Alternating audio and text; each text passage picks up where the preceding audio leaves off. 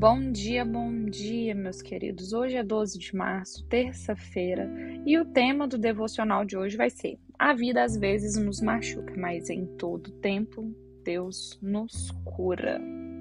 Amém. E a leitura que nós iremos estudar hoje, ela está lá em Gênesis 50, 20. Ela vai contar, tá? A passagem final de quando José reencontra os seus irmãos. Mas para que vocês entendam essa passagem, porque talvez não é todo mundo que conhece a história de José, eu vou contar um resumo da história de José, tá? Mas eu convido vocês a fazer essa leitura lá na Bíblia depois, porque a história de José é interessantíssima. Tá? Então eu vou trazer um resumo aqui para vocês entenderem. Então, a história de José ela vai começar lá a partir de Gênesis 30, mais ou menos, e aí vai até Gênesis 50. Mas aí eu vou contar um resumo para vocês entenderem a passagem que a gente vai ler hoje, tá? Não sei se vocês vão se recordar.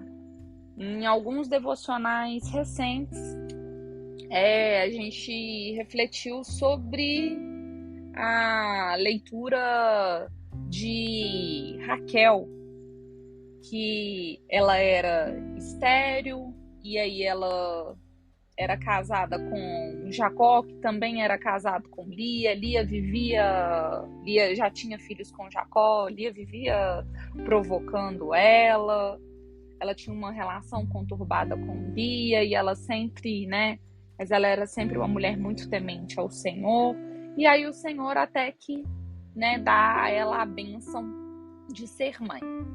Pois bem, e aí um dos filhos dela é José. E aí José, ele é um dos filhos preferidos de Jacó, porque, afinal de contas, é o filho da esposa da qual Jacó amava. Jacó, ele tinha suas duas esposas, Lia e Raquel, mas a esposa que ele de fato amava e que ele amava de coração era Raquel. E aí ele tinha o José como filho preferido também, porque ele era o seu filho da velhice.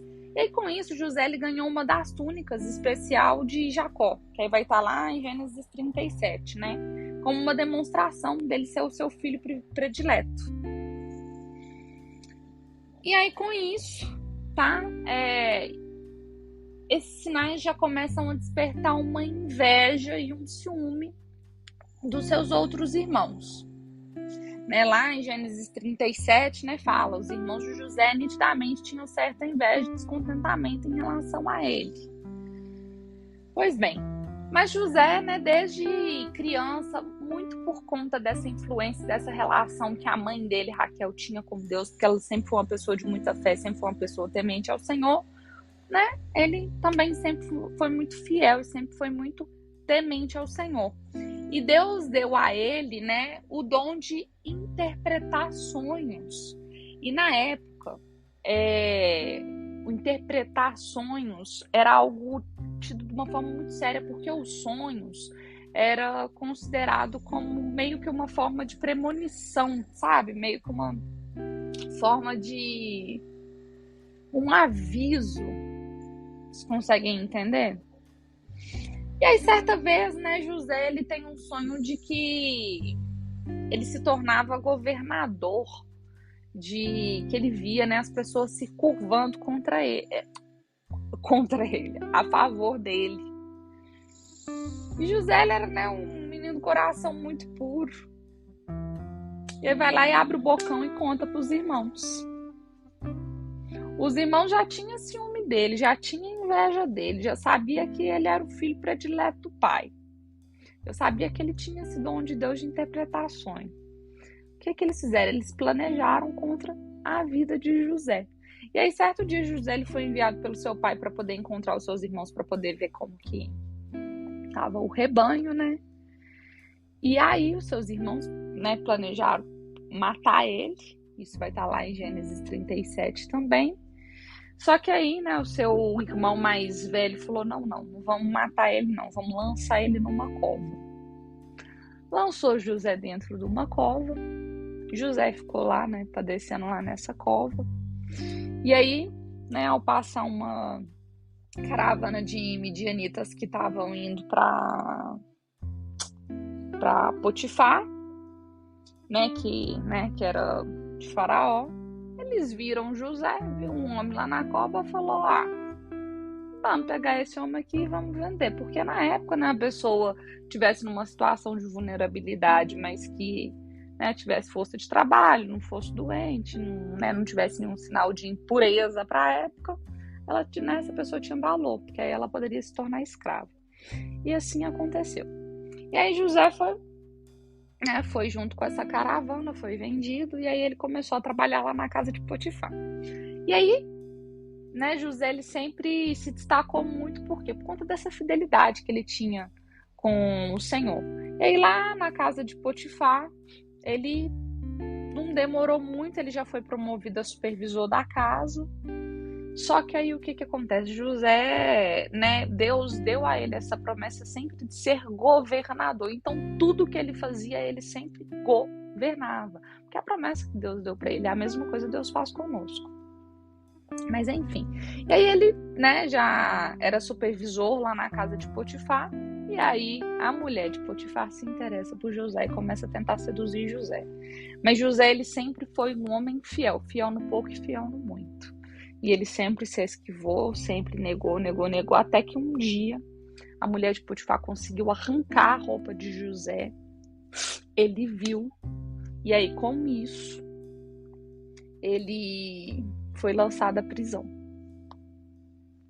Enfim, na prisão, José, ele ficou aproximadamente, a Bíblia, pelas escrituras fala que ele ficou aproximadamente 2 anos preso. Ele ficou numa prisão com presos políticos, mesmo sendo um local hostil, porque a gente não imagina que a prisão seja um local legal, leve, tranquilo. Mas, José sempre foi um homem muito abençoado por conta da sua fidelidade com Deus. Não demorou muito para ele poder ocupar uma posição de destaque lá entre os presidiários lá na prisão. E aí, José, lá na prisão, ele conheceu 2 funcionários da corte de Faraó, que era um padeiro e um copeiro. E aí, José, com esse dom dele de interpretações, todo mundo da prisão procurava ele para poder interpretar sonhos. E aí, certa vez, ele interpretou um sonho do padeiro e do copeiro. E aí, uma dessas interpretações, era que um deles ia sair brevemente da prisão. E aí, José pega e fala: olha, e aí, quando você sair, se lembre de mim.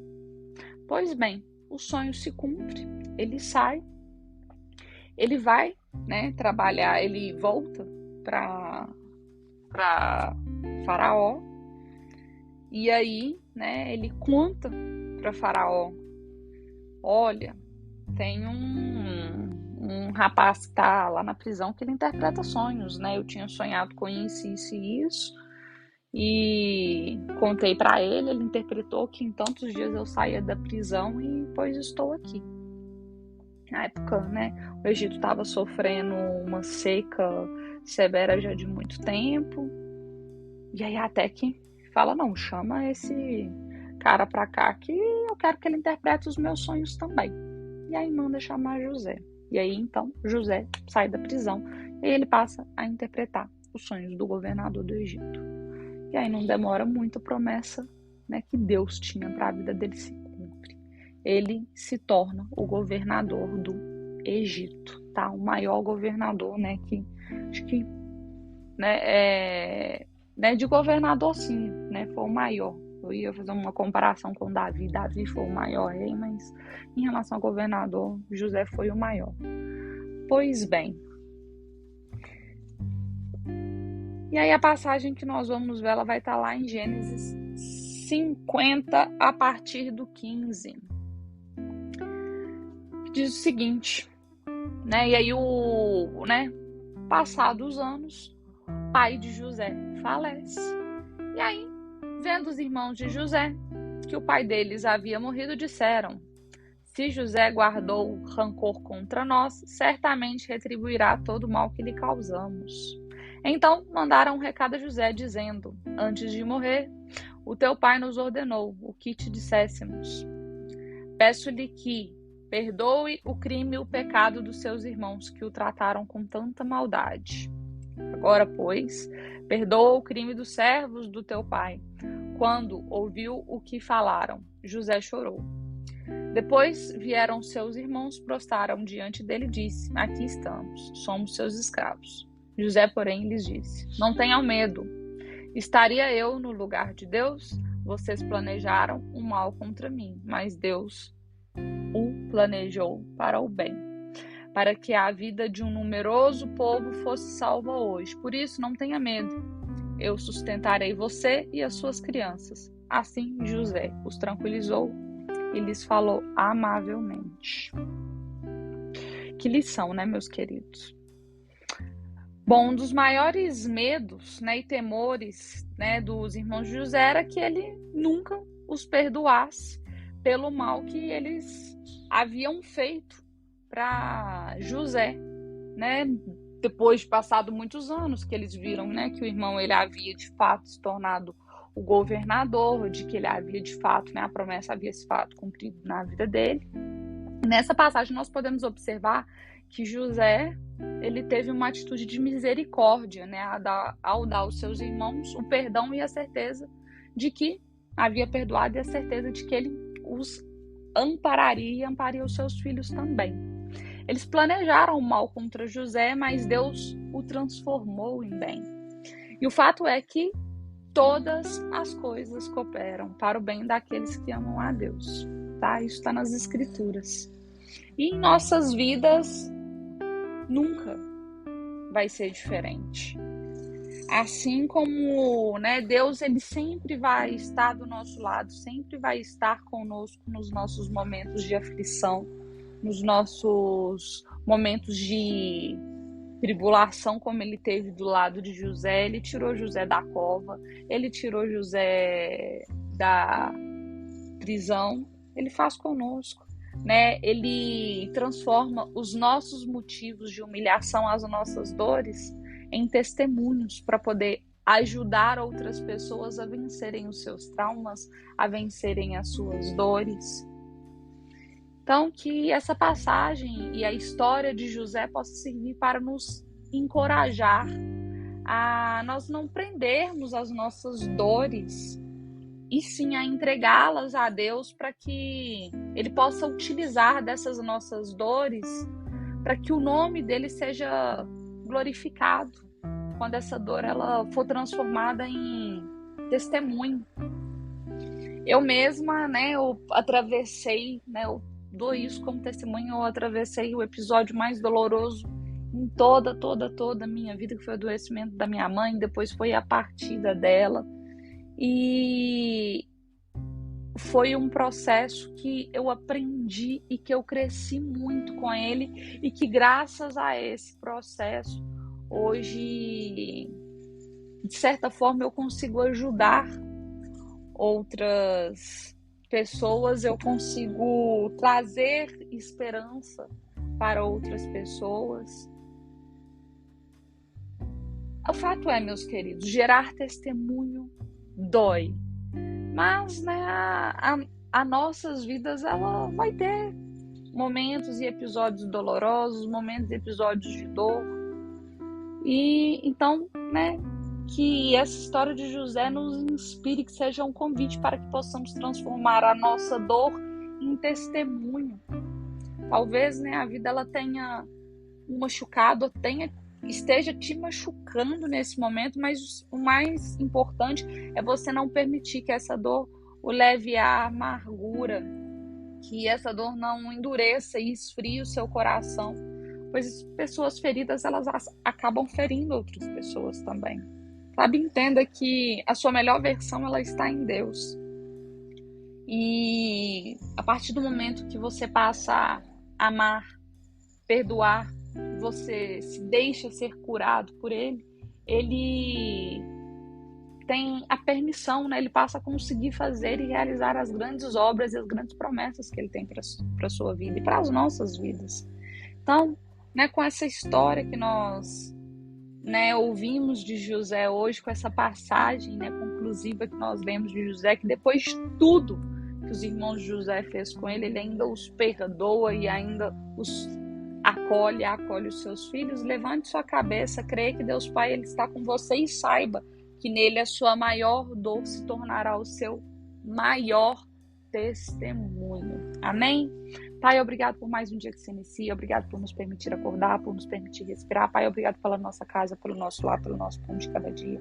Pai, obrigado pela nossa família, pelos nossos entes queridos, obrigado pelo meu pai, pelo meu esposo, pelos nossos bichinhos. Pai, obrigado pelo nosso trabalho, que é o nosso sustento, que é o que permite nos colocar o nosso pão de cada dia. Pai, obrigado por toda a experiência que o Senhor permitiu que nós viéssemos até aqui.